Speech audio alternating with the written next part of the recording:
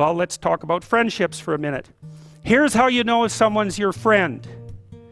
A, you can tell them bad news and they'll listen. They won't tell you why, you're stupid and why that bad thing happened to you and how something worse happened to them once and, derail the whole conversation.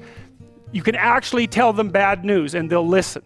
So that's a good thing. And then this is a weirder thing. You can tell them good news and they'll help you celebrate.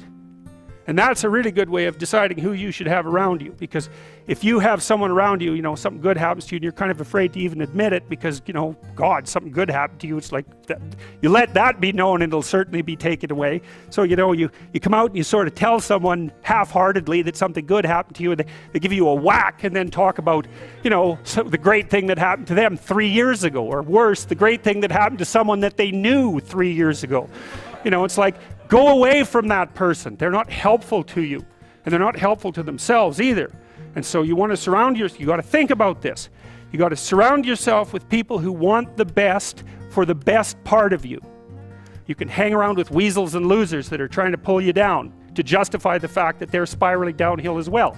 And the upside of that is you don't have to have any responsibility, and you can all whine about how wretched life is, so that's pretty attractive. But I would say it's also a bad medium to long-term plan.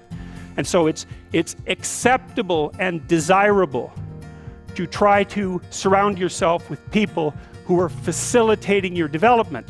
And you might say, well, I've got people around, I know them well, they're not doing that well, and they don't fit into that category. It's like,